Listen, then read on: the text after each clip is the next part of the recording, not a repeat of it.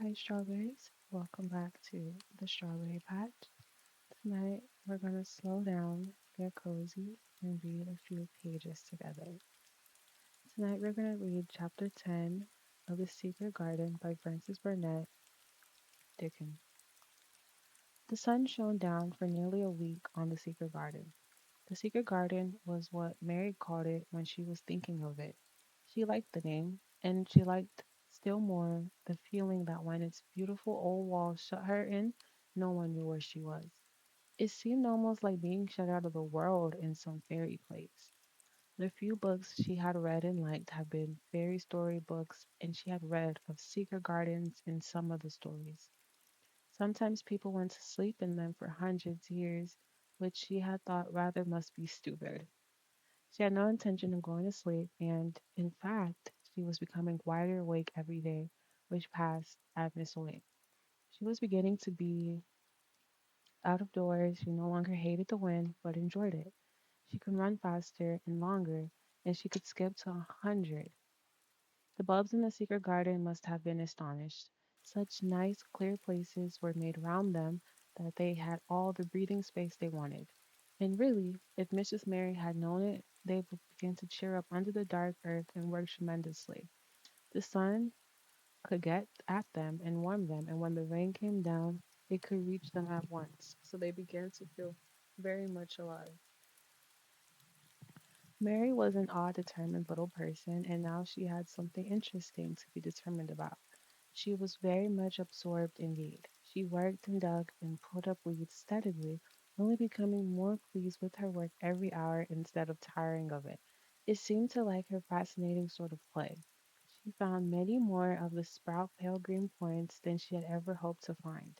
They seemed to be starting up everywhere, and each day she was sure she found tiny new ones, some so tiny that they barely peeped above the earth. There were so many that she remembered what Martha had said about the snowdrops by the thousands, and about bulbs spreading and making new ones. These had been left to themselves for 10 years, and perhaps they had spread like the snowdrops into thousands. She wondered how long it would be before they showed that they were flowers. Sometimes she was digging to look at the garden and tried to imagine what it would be like when it was covered with thousands of lovely things in bloom. During that week of sunshine, she became more intimate with Ben Weatherstaff. She surprised him several times by seeming to start up beside him as if she sprang out of the earth. The truth was that she was afraid that he would pick up his tools and go away if he saw her coming, so she always walked towards him as silently as possible. But in fact, he did not object to her as strongly as he had at first. Perhaps he was secretly rather flattered by her evident desire for his elderly company. Then also, she was more civil than she had been. He did not know that when she first saw him, she spoke to him as she would have spoken to a native, and had not known that a cross, sturdy old Yorkshire man was not accustomed to salaam to his masters, and be merely commanded by them to do things. Thou, like thou, Robin, he said to her one morning when he lifted her head and saw her standing by him.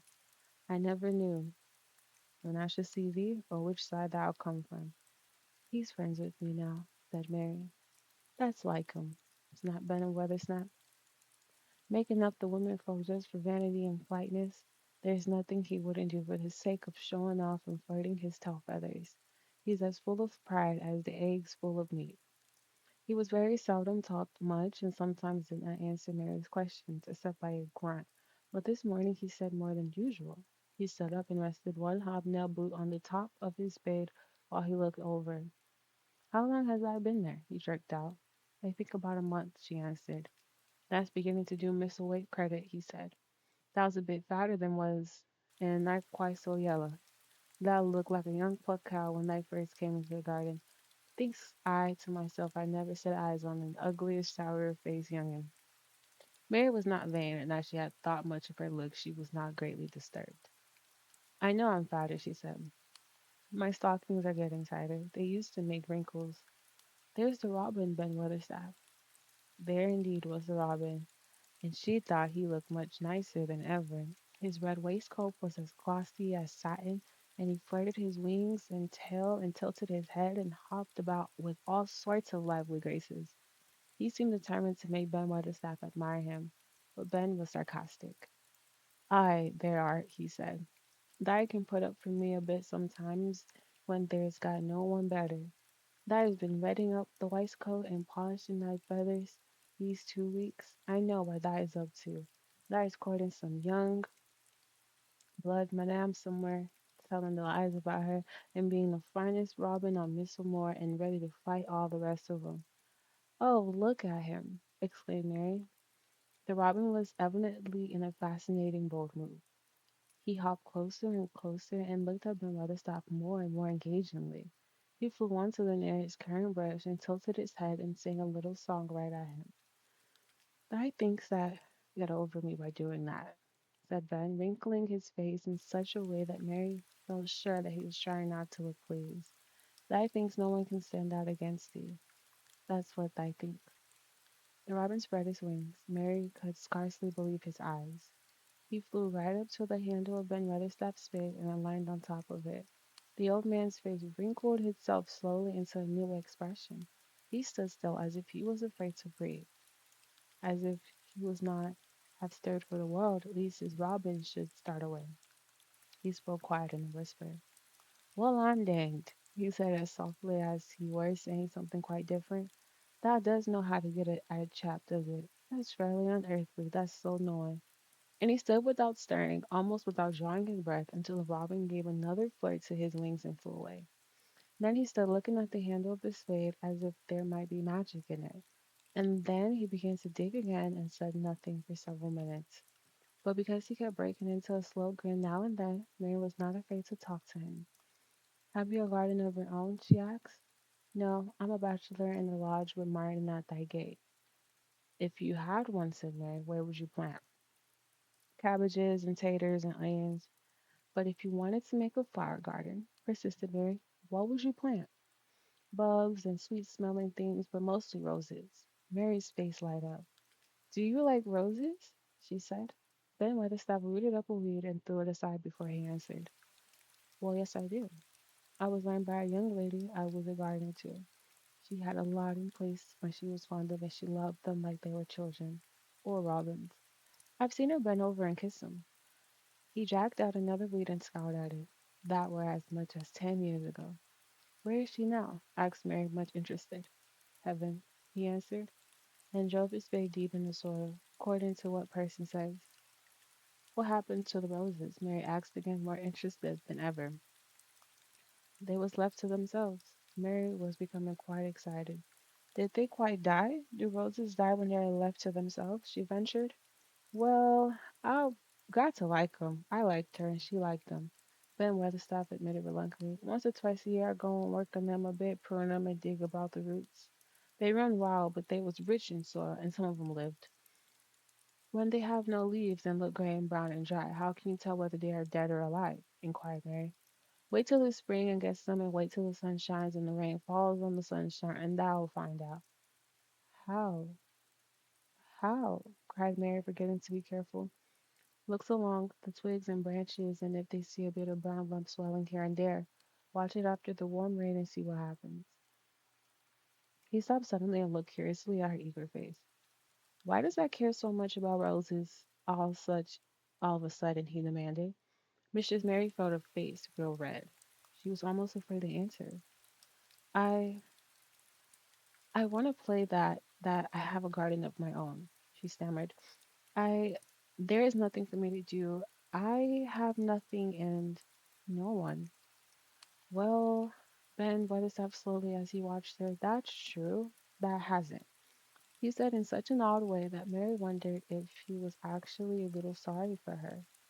She had never felt sorry for herself. She only had felt tired and cross because she disliked people and things so much. But now the world seemed to be changing and getting nicer. If no one found out about her secret garden, she should enjoy herself always. She stayed with him for 10 or 15 minutes longer and asked him as many questions as she dared. He answered every one of them in his queer gardening way, and he did not seem really cross, and did not pick up on his spade and leave her. He said something about roses just as she was going away, and it reminded her of the one she had said she had been fond of. "Do you go and see those other roses now?" she asked. "Not been this year. My rheumatics have been too stiff in the joints." he said in his grumbling voice, and quite suddenly he seemed to get angry with her, though she did not care to see why he should. Now look here, he said sharply. Don't I ask so many questions? That was the worst wrench for asking questions I've ever come across. Go on, Lee, and play Lee. I've done talking for today. And he said it so crossly that she knew there was not the least use in staying another minute. She went skipping slowly outside, walk, thinking him over, saying to herself that, as it was here, another person whom she liked in spite of his crossness, she liked old Ben Weatherstaff. Yes, she did like him. She always wanted to try and make him talk to her. Also, she began to believe that he knew everything in the world about flowers. There was a laurel hedge walk which curved around the secret garden and ended at the gate, which opened into a wood in the park. She thought she would slip around this walk and look into the wood and see if there were any rabbits hopping about. She enjoyed the skipping very much, and when she reached the little gate, she opened it and went through because she heard a low, peculiar whistling sound and wanted to find out what it was. It was a very strange thing indeed. She quite caught her breath and she looked and stopped to look at it. A boy was sitting under a tree with his back against it, playing on a rough wooden pipe. He was a funny looking boy, about 12. He looked very clean, and his nose turned up, and his cheeks were red as poppies. And never had Mrs. Mary seen such round and such blue eyes in any boy's face. And on the trunk of the trees he leaned against it, and the brown squirrel was clinging and watching him. And from behind a bush near by, a pheasant was delicately stretching his neck to peep out, and quite near him were two rabbits sitting up and sniffing with tremendous noses, and actually it appeared as if they were all drawing near to watch him and listen to the strong, low little call his pipe seemed to make. When he saw Mary, he held up his hand and spoke to her in a voice almost as low as rather like his piping. Don't thy move, he said. It will fright them. Mary remained motionless. He stopped playing his pipe and began to rise from the ground. He moved so slowly that it scarcely seemed like he was moving at all. But at last he stood up on his feet, and then the squirrel scampered back up in the branches of his tree. The pheasant withdrew his head, and the rabbits dropped on all fours and began to hop away, though not at all as they were frightened. I'm Dickon, the boy said. I know that is Miss Mary. Then Mary realized that somehow she had known at first that he was Dickon. Who else could have been charming rabbits and pheasants as the natives charm snakes in India? He had a red, wide, curving mouth, and his mouth spread all over his face. I got up slow, he explained, because that makes a quick move it startles them. A body has to move gentle and speak low when wild things is about. He did not speak to her as if they had never seen each other before, but as if he knew her quite well. Mary knew nothing about boys, and she spoke to him a little stiffly because she felt rather shy. Did you get Martha's letter? She asked. He nodded his curly, rust-colored hair. That's why I come.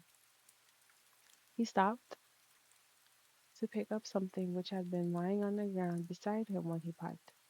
I've got in the garden too. There's a little spade and a rake and a fork and a hoe. Eh, they are good. There's a troll too. And that woman in the shop threw in a packet of white poppy and old blue black spot when I bought the other seeds. Will you show me the seeds to me? Mary said. She wished she could talk as he did. His speech was so quick and easy. It sounded as if he liked her and was not at the least afraid that she would not like him. Though he was only a common moor boy in patched clothes and with a funny face and a round-breasted redhead, as she came closer to him, she noticed that there was a clean, fresh scent of heather and grass and leaves about him, almost as if they were made for them. She liked it very much, and when she looked into his funny face with red cheeks and round blue eyes, she forgot that she had felt shy. Let us sit down on this log and look at them, she said. They sat down, and he took a clumsy little brown paper package out of his coat pocket. He untied the string, and inside there were ever so many neater and smaller packages with a picture of a flower on each of them. There is a lot of mignonette and poppies, he said. Mignonette is the sweet smelling things that grow, and it'll grow whatever you cast it, same as poppies will. Their mouths come up as a bloom, and if you listen to them, them's the nicest of all. He stopped and turned his head quickly, his poppy face cheered, lighting up. Where's that robin as it's calling us? He said. The chirp came from a thick holly bush, bright with scarlet berries, and Mary thought she knew who it was. Is he really calling us? She asked. Aye, said Dickon, as if it was the most natural thing in the world. He's calling someone he's friends with. That's same as saying, here, look, I am, look at me. I want a bit of chat. And there he is in the bush. Who is he? He is Ben Weatherstaff, but I think he knows me a little, answered Mary. Aye, he knows thee, said Dickon in his low voice again, and he likes thee. He took thee on. He'll tell me about thee in a minute. He moved quite close to the bush with a slow movement Mary had noticed before, and then he made a sound almost like the robin's own twitter. The robin listened a few seconds intently and then answered quiet as if they were replying to a question. Ah, he's a friend of yours, chuckled Dickon. Do you think he is? Cried Mary eagerly. She did so want to know. Do you think he really likes me? He wouldn't come near thee if he didn't, answered Dickon. Birds is rare choosers, and a robin can flout a body worse than a man. See, he's making of thee now. Cannot thy say a chap, he's saying? And it really seems as if it must be true. He's so swindled and twittered and tilted as he hopped on his bush. Do you understand everything birds say? Said Mary. Dickens' grin spread until he seemed all wide red curving mouth and he rubbed his rough head. I think I do, and they think I do, he said. I've lived on the moor with them so long, I've watched them break shell and come out of a fledge and learn to fly and begin to sing till I think I'm one of them. Sometimes I think perhaps I'm a bird or a fox or a robin or a squirrel or even a beetle, and I don't know it. He laughed and came back to the log and began to talk about the flower seeds again. He told her what they looked like when they were flowers. He told her how to plant them and watch them and feed them and water them. See here, he said suddenly, turning around to look at her. I'll plant them for thee myself. Where's thy garden? Mary Stan's hands clutched each other as they lay on her lap. She did not know what to say, so for a whole minute she said nothing. She had never thought about this. She felt miserable and she felt as if she went red and then pale. That's got a bit of garden, hasn't it? Dickon said. It was true that she had turned red and then pale. Dickon saw her do it, and as if she said nothing, he began to be puzzled. Wouldn't they give thee a bit? He said. Hasn't thy got any yet? She held her hands tighter and turned her eyes towards him. I don't know anything about boys, she said slowly. Could you keep a secret if I told you one? It's a great secret. I don't know what I should do if anyone found out. I believe I should die. She said the last sentence quite fiercely. Deacon looked more puzzled than ever and even rubbed his head over his rough head again, but he answered quite good humoredly. I'm keeping secrets all the time, he said. If I could keep secrets from the other lads, secrets about foxes, cubs, and birds' nests and wild things, holes, there'd be a not safe on the moor. I can keep secrets. Mrs. Mary did not mean to put out her hand and clutch his sleeve, but she did it. I've stolen the garden, she said very fast. It isn't mine. It isn't anybody's. Nobody wants it. Nobody cares for it. No one ever goes in it. Perhaps everything is dead in it already. I don't know. She began to feel hot and as contrary as she had ever felt in her life. I don't care. I don't care. Nobody has any right to take it from me, and when I care about it, then they don't. They're letting it die all shut in by themselves. She ended passionately, and she threw her hands over her face and burst out crying. Poor little Mistress Mary. Dickens's curious blue eyes grew rounder and rounder. Eh? He said, drawing his exclamation out slowly, and the way he did it meant both wonder and sympathy. I've got nothing to do, said Mary. Nothing belongs to me. I found it myself, and I got into it myself, and I was just like the robin, and they wouldn't take it from the robin. Where is it? Asked Dickon in a dropped voice. Mrs. Mary got up from the log at once. She knew she felt contrary again and obstinate, and she did not care at all. She was imperious and Indian, and at the same time hot and sorrowful. Come with me and I'll show you, she said. She led him round the laurel path into the walk where the ivy grew so thickly. Deacon followed her with a queer, almost pitying look on his face. He felt as if he was being led to look at some strange bird's nest and must move softly. When she stepped to the wall and lifted the hanging ivy, he started. There was a door, and Mary pushed it slowly open as they passed in together. And then Mary stood and waved her hand round definitely. It's this, he said. It's a secret garden, and I'm the only one in the world who wants it to be alive. Deacon looked round and round about it, and round again. Eh? He almost whispered. It is a queer, pretty place. It's like as if a body was in a dream. Thank you for spending a little time in the strawberry patch with me tonight. I hope this story brought you a little peace. Sleep well, strawberries, and I'll see you in the next chapter.